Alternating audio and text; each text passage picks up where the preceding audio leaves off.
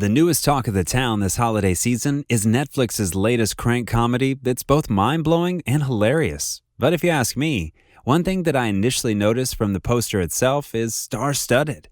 From multi-award goddess Meryl Streep, paired with American comedian Jonah Hill, America's glamorous and most influential actress Jennifer Lawrence, to blockbuster king Leonardo DiCarpio, millennial diva Ariana Grande, award-winning heartthrob Timothée Chalamet, and the ever-graceful Cate Blanchett. Really, there isn't one word to describe how magnificently beautiful the whole movie is. I know you might be thinking, this is an over-the-top description, but if you haven't watched the film yet, then I don't see any reason for you not to.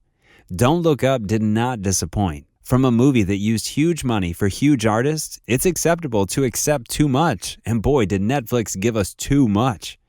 Don't Look Up just has everything you'd expect from a Netflix star-laden film, and a humongous budget at that. The creativity, the scenic frames that are too pretty for your screen's wallpaper, the well-put comedy, the long hours of emotional roller coaster, 2 hours and almost a half to be exact, and the political satire that wraps up the whole message of the film, Adam McKay sure knew what he was doing. The film's logline revolves on discovering the worst way to pipe out humanity unless action is taken. But human stupidity, politics, and money just messed up humanity's only chance to survive. The film is a glorious combination of a plethora of things weaved all together in a hilarious, fun way. From human stubbornness, skewering media, gratefulness and greed, and a smug nod of biting political satire, through an attention-deficit president playing his puppet for her business-minded, out-of-this-world rich friend. Though intended to be a comedic metaphor for climate change, Don't Look Up successfully incorporated our apparent problem with denying a solvable crisis.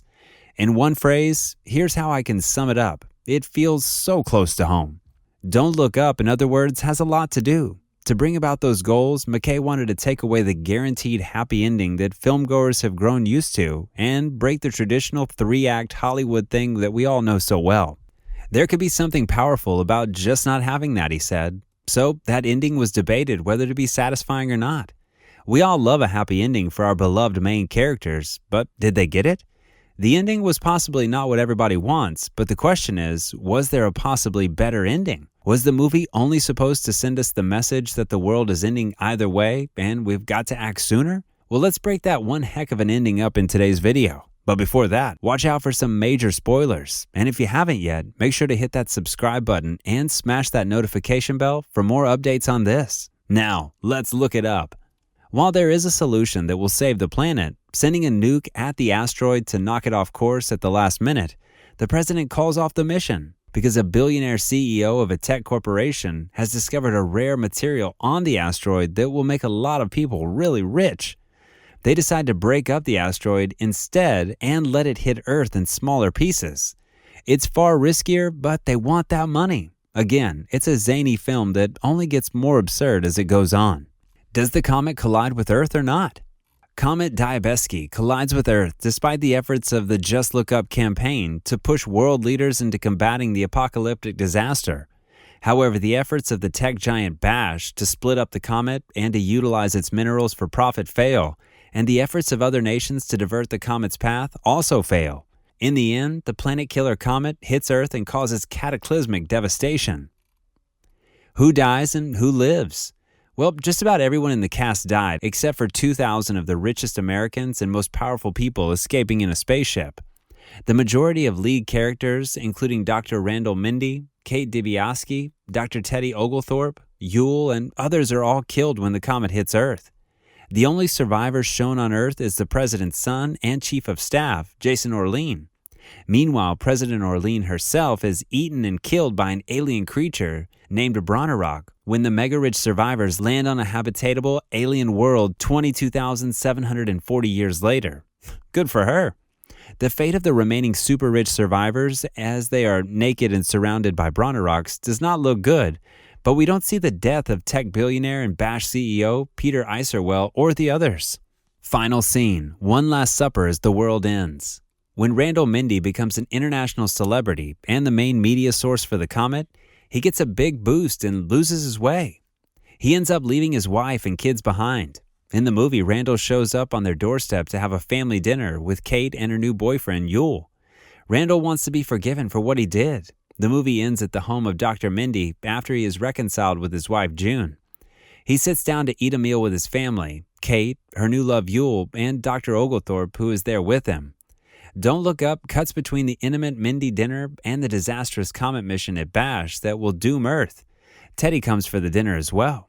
At the dinner table, the Mindys and their chosen family are trying to make their last meal meaningful as composer Nicholas Bertel's score kicks in. Remembering things to be thankful for, one of the Randalls' sons wistfully recalls sleeping in the backyard and waking up to a baby deer. That was the best day of my life, he says. I'm grateful we tried, Cate says. Man, oh man, did we try, Teddy echoes.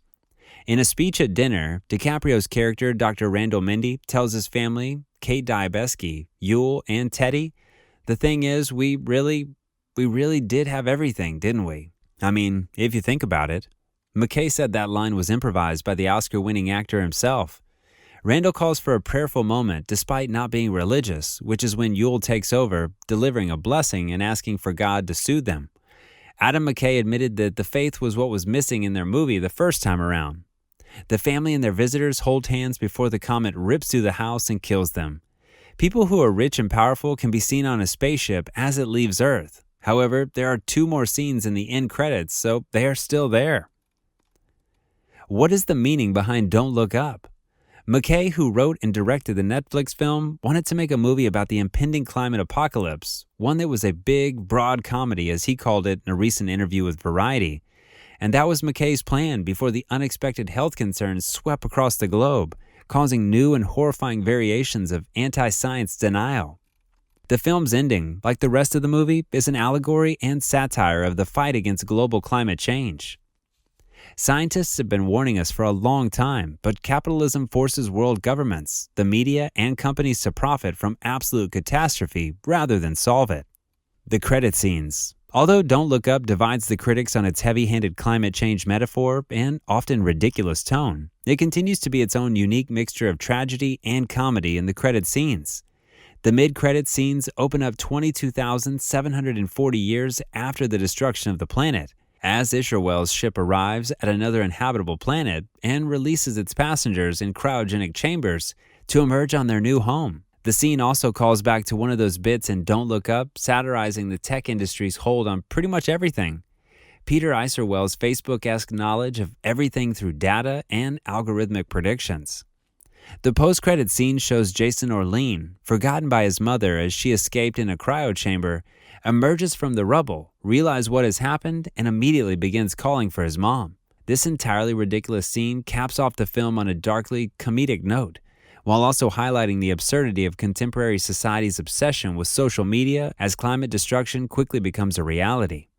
Jason is an over-the-top character, but he represents the vapid privilege and narcissism of much of America, and he meets a fitting end. Well, that's all for today. We hope you enjoyed that video, and if you did, don't forget to hit that like and subscribe button and smash that notification bell for more episodes.